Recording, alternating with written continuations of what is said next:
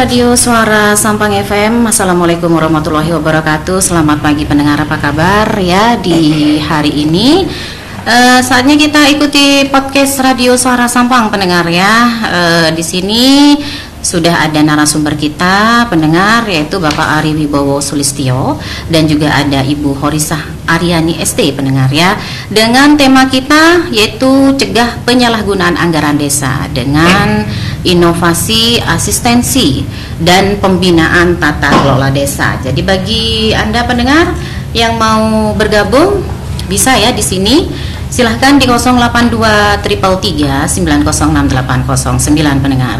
Tapi nanti pendengar ya, di season yang kedua kita akan membuka link WA pendengar untuk Anda semuanya. Baik, kita sapa dulu dua narasumber pendengar ya di pagi ini. Selamat pagi Bapak Ari.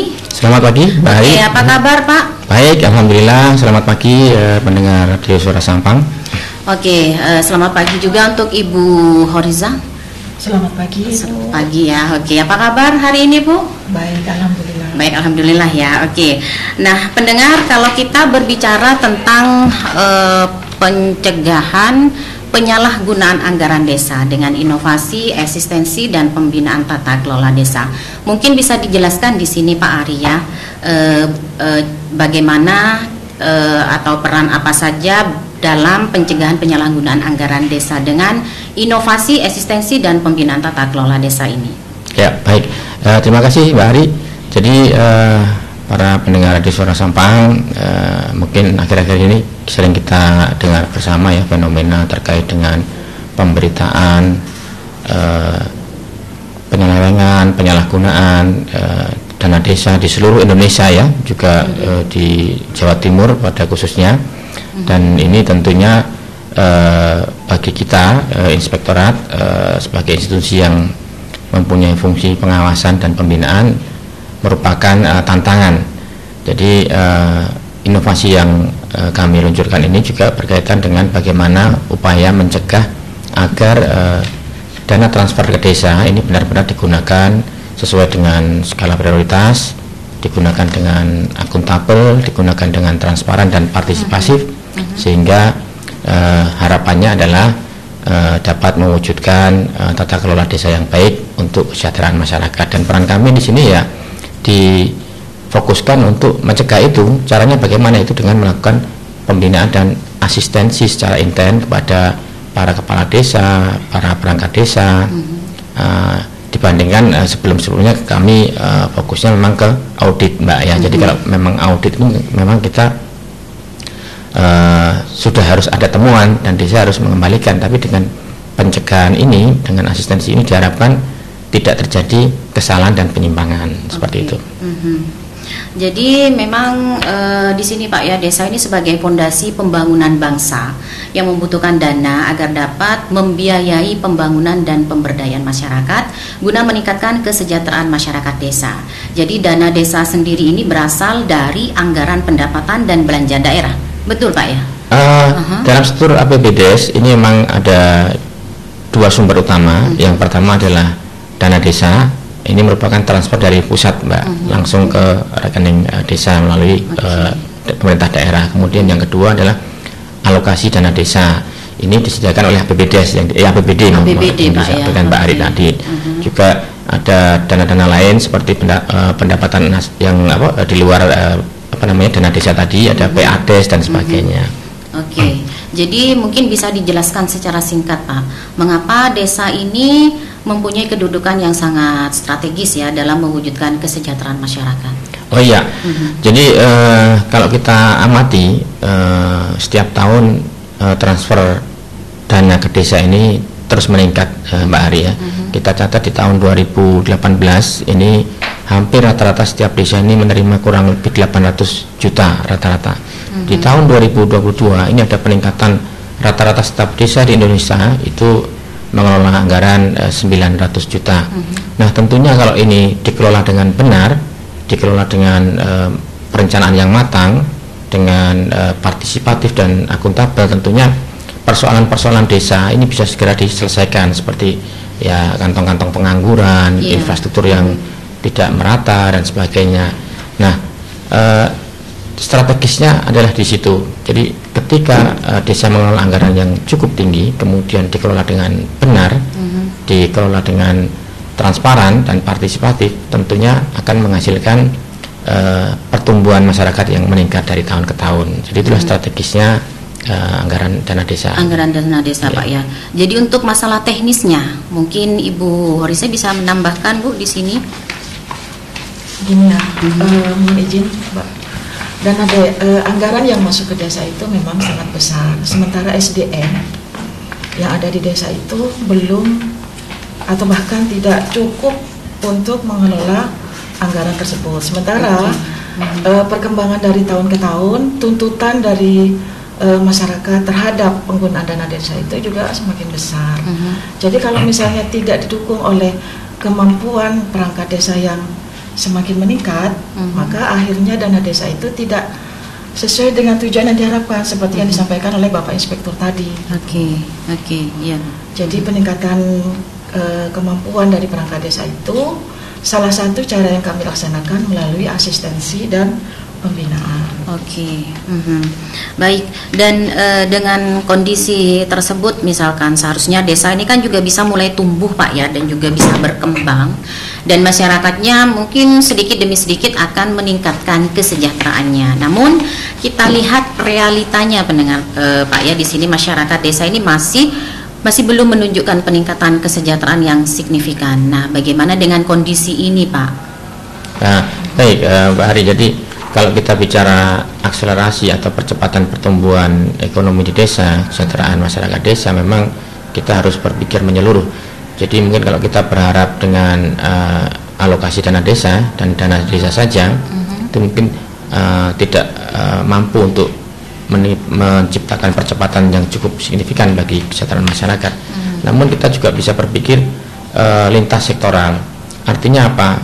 Selain dana desa dan alokasi dana desa, ada beberapa anggaran dari pemerintah pusat dan pemerintah daerah yang memang mengalir ke desa, tidak dalam bentuk ADD atau dana desa tadi. Seperti misalnya kita melihat ada hibah, kemudian ada bantuan keuangan yang masuk ke desa, kemudian ada juga DAK yang lokasinya di desa tersebut. Nah, ini kita kalau bicara sinergitas, semua anggaran-anggaran yang lari ke desa di luar dana desa, apabila disinergikan dengan baik melalui perencanaan yang matang, tentunya ini percepatan kesejahteraan masyarakat desa juga akan bisa terwujud. Nah, sekali lagi kuncinya ada di perencanaan yang matang dan melibatkan lintas sektoral anggaran-anggaran yang ada di masuk ke desa. Gitu. Baik, pendengar ya. Jadi mulai sekarang Anda bisa via WA ya di 082339068809. Baik, kita lanjutkan di sini, Pak ya. Seberapa penting anggaran desa itu, Pak, harus dikelola secara transparan, akuntabel, dan juga partisipatif, Pak. Jadi penting sekali ya, Mbak Ari, pemirsa sekalian, dana desa atau anggaran alokasi dana desa ini dikelola dengan transparan, dengan akuntabel dan partisipatif. Mengapa demikian? Karena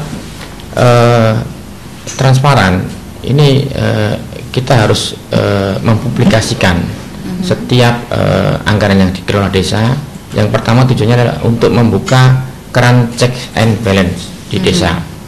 Mengapa ini penting? Karena anggaran desa, atau dana desa yang dikelola ini juga harus dipertanggungjawabkan penggunaannya. Apabila publik tidak mengetahui sumber-sumbernya untuk apa, direncanakan untuk apa, nah ini tentu akan membuka celah penyalahgunaan. Karena itu memang saya ingat di tahun 2022 ini KPK sendiri ini yang menyatakan bahwa setiap desa mempunyai kewajiban untuk mempublikasikan APBDes-nya ke masyarakat melalui website desa atau melalui spanduk dan sebagainya.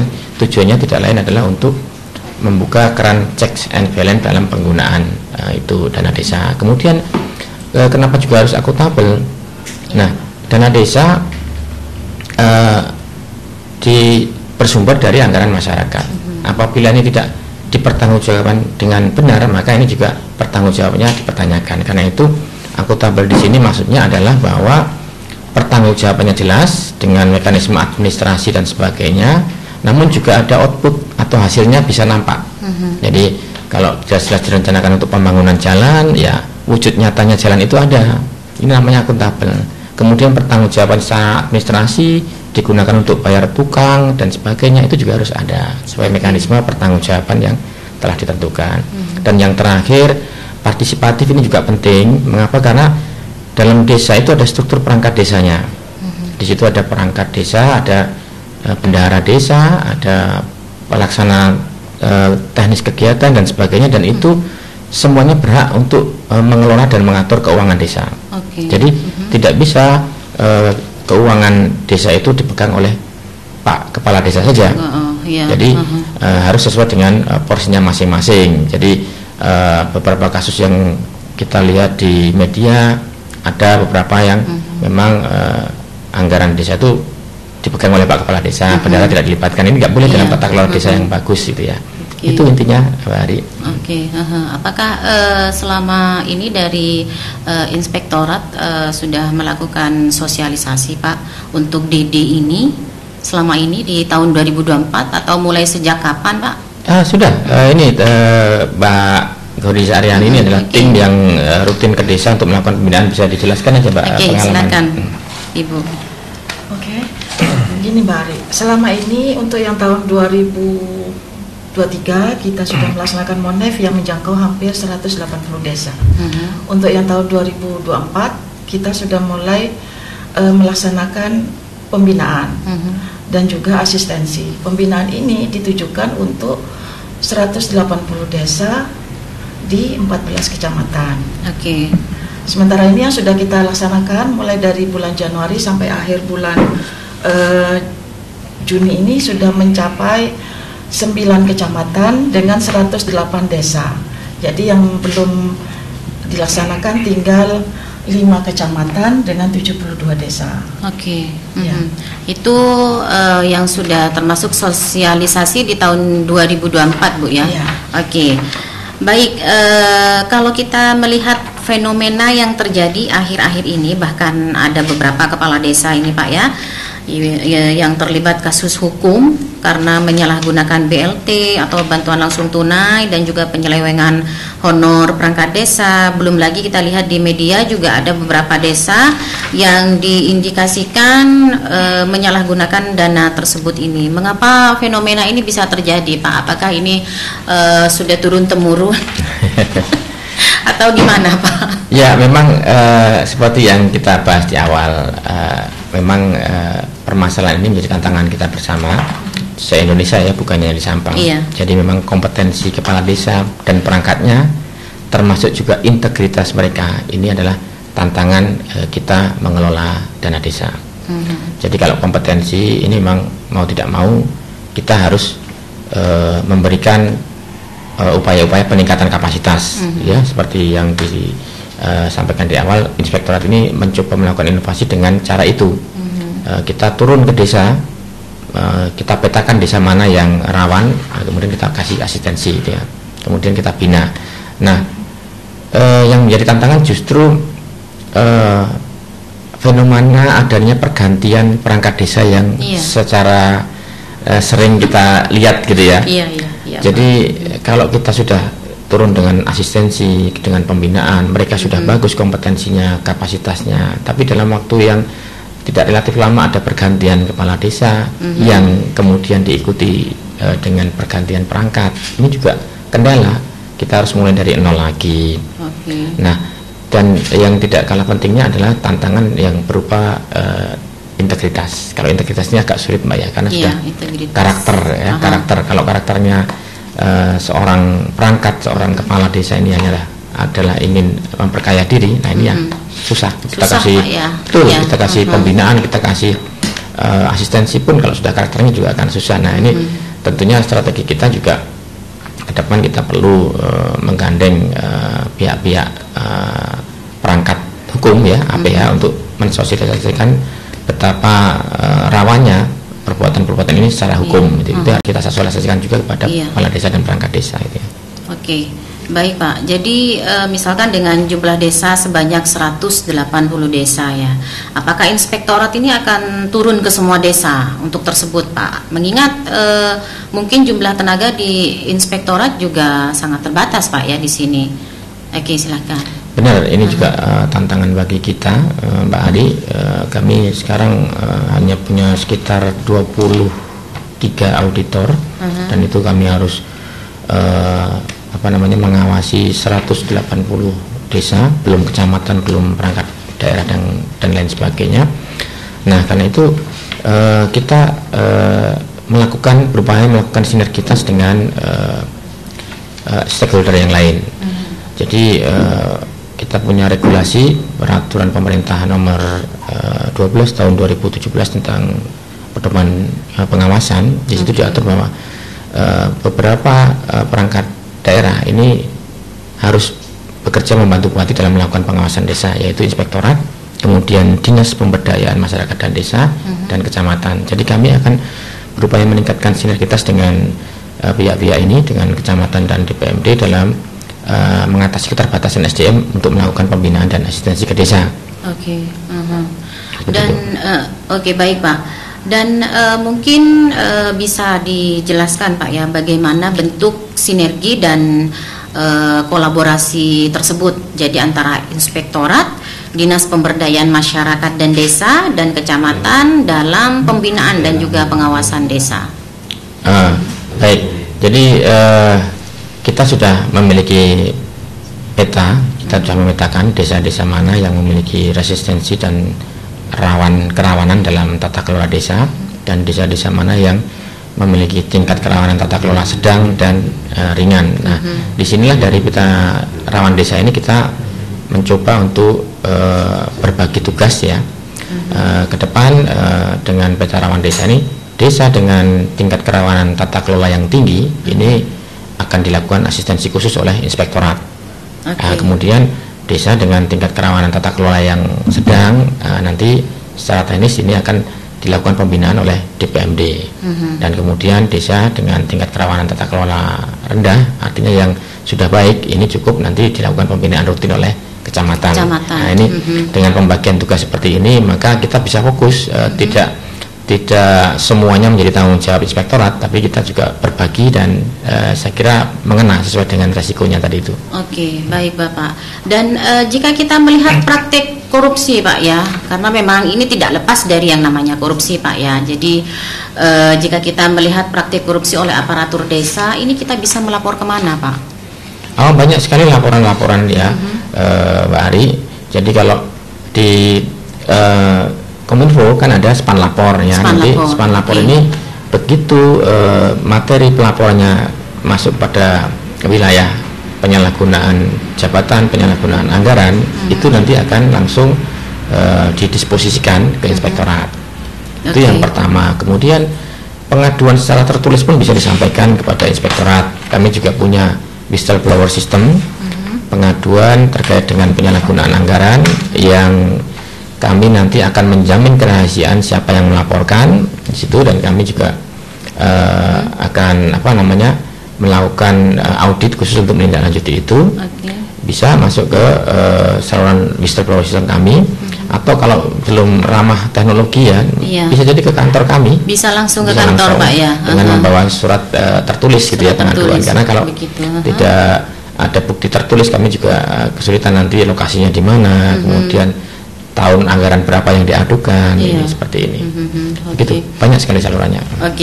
Oke, baik. Kita ke season yang kedua pendengar ya. Jadi silahkan untuk Anda yang ingin bertanya ya di 082 333 906 809 pendengar. Masih bersama Bapak Ari ya, dan juga Ibu Horisa di sini dari Inspektorat pendengar. Dan untuk pertanyaan yang pertama Pak ya, ini ada dari Rido yang ada di Cirenyi. Apa yang sudah dihasilkan dari dana desa semenjak UU Desa ini lahir Pak? Baik. Ya. Undang-undang desa ini ada beberapa revisi ya. Undang-undang desa. Ya, ada beberapa revisi. Jadi memang undang-undang desa ini mendorong pemerintah desa untuk lebih leluasa dalam mengelola potensi-potensi desanya, termasuk dibekali dengan anggaran-anggaran yang ditransfer ke desa. Jadi memang banyak yang telah dihasilkan dari pengelolaan anggaran desa ini, terutama bagi desa-desa yang tata kelolanya sudah baik. Jadi desa-desa yang dengan tata kelola baik ini sudah mampu mengelola anggarannya, mengelola asetnya, bahkan mengelola BUMDesnya. Mereka sudah punya BUMDes. Artinya dari berapa persen anggaran yang dianggarkan di APBDes itu diberikan modal usaha untuk mendirikan BUMDes. Dan BUMDes ini di awalnya sudah dikelola dengan matang, dengan profesional. Nah, ini tentunya menjadi pendapatan khusus bagi desa apabila berhasil mengelola BUMDesnya. Itu salah satunya saja. Dan yang paling banyak tentunya adalah di infrastruktur, Mbak. Jadi desa dengan anggaran yang sebanyak itu sudah bisa membangun infrastruktur sesuai dengan prioritas kebutuhannya. Nah, selain itu juga untuk kegiatan-kegiatan kemasyarakatan, olahraga dan sebagainya itu sudah bisa dikelola dengan dana desa. Banyak sekali sebenarnya kalau dikelola dengan benar gitu ya. Oke, baik, kita masih di sesi pertanyaan di sini, Pak ya. Assalamualaikum, saya dari Mahmudi nih mau menanyakan, dengan dana desa itu diperuntukkan masyarakat dalam bentuk apa? Oke, mungkin Ibu Horizah di sini bisa menjawab. Oke, Bu. Siap. Banyak sekali sebenarnya kegiatan-kegiatan yang di masyarakat desa yang dibiayai dari dana desa. Contohnya untuk kegiatan fisik pembangunan, ada infrastruktur yang sudah dibangun. Contohnya jalan rapat beton, lapen, jalan makadam, yang lokasi pembangunannya itu aksesnya itu sulit dijangkau. Tapi karena ada dana desa, akhirnya masyarakat yang lokasi rumahnya terpencil itu bisa mengakses jalan itu, gitu. Terus yang kedua, melalui pemberdayaan, ada beberapa kegiatan pelatihan, misalnya untuk belajar membuat kue, yang hasil dari pelatihan itu bisa digunakan untuk meningkatkan pendapatan dari masyarakat. Terus untuk kegiatan peningkatan kesehatan, ada pemberian PMT yang didanai dari dana desa, kemudian pembayaran honor kader posyandu, sehingga pelayanan kesehatan yang di desa itu bisa lebih bagus, karena dari segi pengolahan, terus variasi makanan itu kan sudah diajarkan di posyandu, karena anggarannya juga sudah tersedia, jadi masyarakat juga lebih nyaman ke posyandunya. Gitu, baik, oke. Dan itu tadi sudah dijawab ya sama Ibu Horizah ya. Ini auditor muda dari Inspektorat Kabupaten Sampang pendengar. Dan pertanyaan yang kedua, bagaimana dampak dana desa bagi kemajuan desa? Menurunkah atau semakin meningkatkah Pak selama ini? Silakan Ibu Horizah. Secara umum, kalau kita melihat dari infrastruktur dan kesehatan masyarakat, saya meyakini bahwa dampak dari dana desa ini sudah membawa dampak yang sangat besar bagi masyarakat desa. Sangat besar. Sangat meningkat. Meskipun ada hal-hal yang misalnya ada tidak sesuai, misalnya itu sudah ada merupakan hal yang biasa menurut kami. Tapi secara umum ada banyak dampak yang sangat dirasakan manfaatnya oleh masyarakat desa. Oke, yang jelas dampak positif Bu ya di sini. Oke, baik, itu tadi sudah dijawab Pak ya. Dan untuk pertanyaan selanjutnya, selamat siang, dari saya ini di Camplong mau bertanya ini. Bagaimana untuk penyerapan dana desa? Apa berbentuk bantuan yang diberikan ke masyarakat atau untuk proyek? Jadi tadi sudah dijelaskan juga, penggunaan dana desa ini sangat banyak. Jadi bisa untuk proyek fisik seperti pembangunan jalan, kemudian pembangunan saluran air dan sebagainya.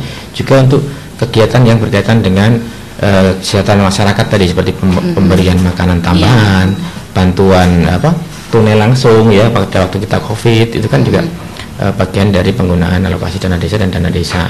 Bahkan juga bisa dipakai untuk membangun sarana olahraga, Mbak. Seperti yang kita lihat sekarang di desa kan mulai banyak nih lapangan futsal, lapangan voli. Jadi ini juga berkaitan dengan pembangunan sektor pemuda dan olahraga gitu ya. Dan tentunya di luar itu banyak sekali sesuai dengan prioritas-prioritas yang diinginkan oleh desa ya. Tahun ini untuk apa, tahun depan untuk apa, itu diberi keleluasaan. Oke. Mungkin perlu ditambahkan. Silakan Ibu harus ditambahkan.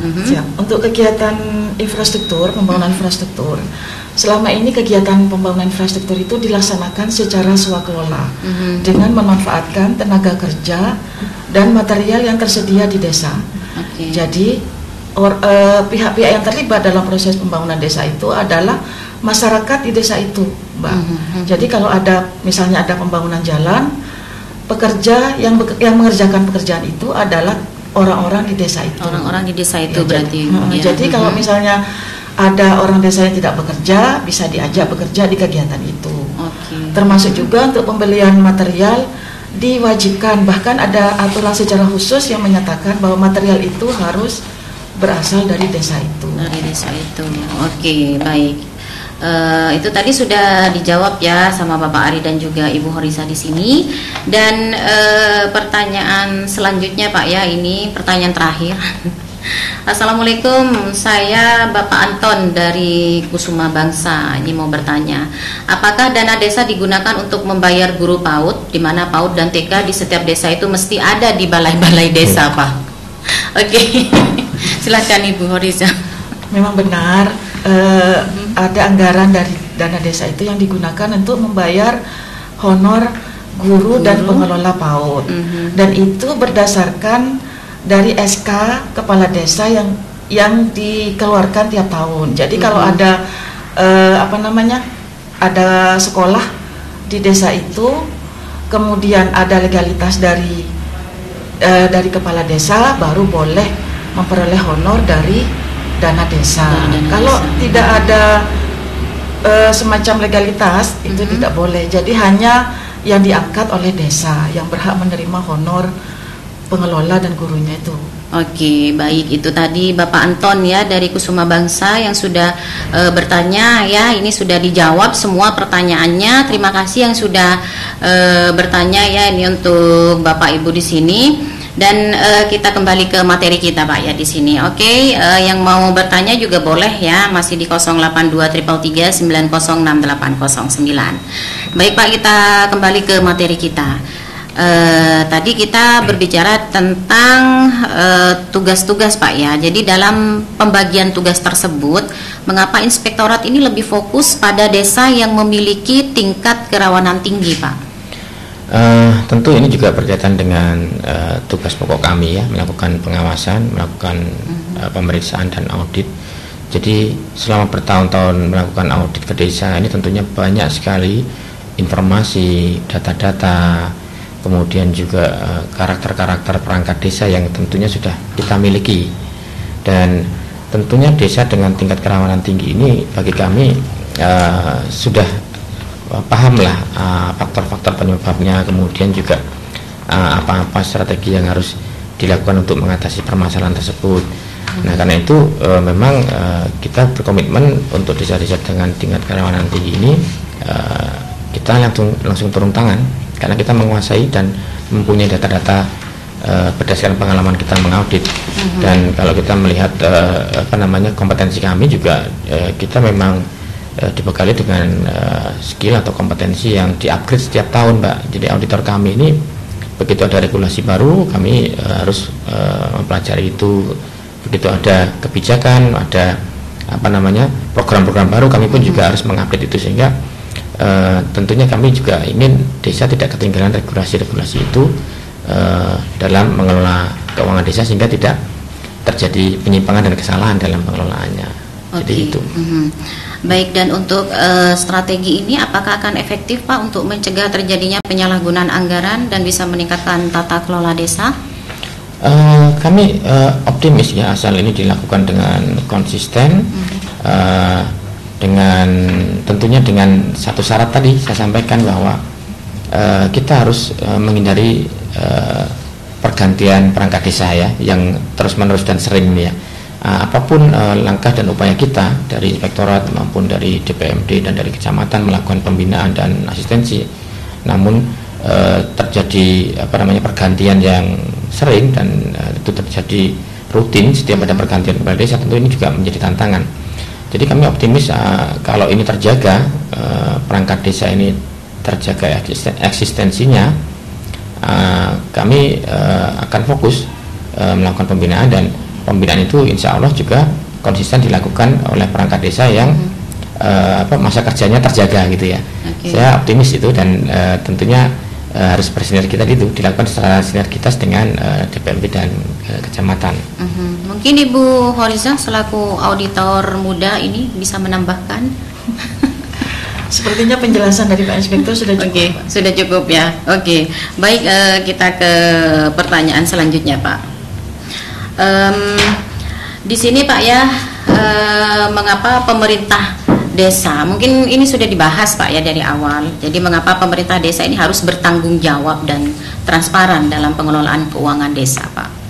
Ya, jadi transparansi saya sampaikan di awal tadi sangat penting. Bagaimana ini mampu membuka mekanisme checks and balance masyarakat dalam penggunaan anggaran. Kalau anggarannya saja masyarakat tidak tahu, bahkan perangkat desanya tidak tahu, bendaharanya tidak tahu. Nah, ini kan artinya anggaran ini berpotensi sangat besar untuk disalahgunakan. Jadi transparansi ini sangat penting bagi kita. Kita akan mendorong itu. Kita harus menghindari fenomena-fenomena bahwa dana desa itu adalah uangnya Pak Kepala Desa. Bukan seperti itu ya. Dana desa adalah dana milik masyarakat desa yang harus dikelola dan dipertanggungjawabkan secara transparan. Jangan sampai nanti terjadi kasus-kasus seperti di desa-desa pada umumnya di luar Jawa Timur ya. Kita lihat fenomena-fenomena bahwa beberapa perangkat desa itu hanya muncul di SK saja, tapi perannya tidak ada. Bahkan bendahara juga tidak pernah pegang uang. Ini harus kita hindari. Makanya transparansi harus menjadi persyaratan utama dalam pengelolaan keuangan desa. Harus dipublikasikan melalui media-media seperti website, kemudian banner. Jadi kalau Mbak Ari kapan-kapan jalan ke desa itu kita sudah mendorong itu akan muncul di rumah kepala desa atau di balai desa itu ada banner isinya APBD desa ini jumlahnya sekian digunakan untuk sekian. Itu juga wujud transparansi penggunaan dana desa gitu.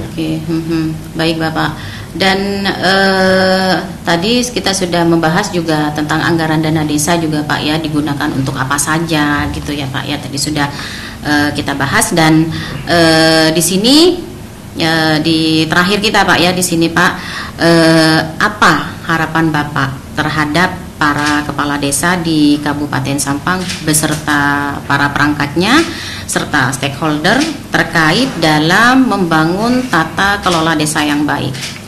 Jadi dalam kesempatan ini kami juga ingin menghimbau kepada para kepala desa, para perangkat desa di seluruh Kabupaten Sampang, saya nitip tolong dana desa, alokasi dana desa dan APBD ini dikelola dengan benar-benar, dengan melibatkan partisipasi para perangkat desanya, kemudian juga dilakukan pertanggungjawaban secara transparan dan akuntabel, dan terakhir tentunya kami berharap dengan pengelolaan anggaran keuangan desa yang baik, ini akan menghasilkan program-program prioritas di desa, dan ujung-ujungnya kita berharap bahwa anggaran desa ini dapat bermanfaat untuk meningkatkan kesejahteraan masyarakat desa, ya, mengatasi pengangguran, kemiskinan dan sebagainya. Nah, ini tergantung tadi saya sampaikan kapasitas perangkat desa dan integritas para kepala desa dan perangkatnya. Ini yang saya titip kepada teman-teman kepala desa dan perangkat kepala desa Pak ya. Mungkin dari Ibu Horiza mau menyampaikan? Ya, saya tambahkan sedikit. Karena dana desa ini adalah dana untuk masyarakat, maka diperlukan keterlibatan masyarakat, dalam hal ini BPD. Karena kami melihat setiap kami melaksanakan asistensi, pembinaan, bahkan audit, keterlibatan BPD itu kurang maksimal. Jadi diharapkan kepada semua anggota BPD termasuk ketuanya juga semuanya yang tergabung dalam BPD untuk berperan aktif dalam melakukan pengawasan di desa. Jadi kalau setiap ada penyusunan APBDes dimohon untuk lebih aktif gitu. Oke, baik. Baik pendengar, itu tadi podcast Radio Suara Sampang pendengar ya.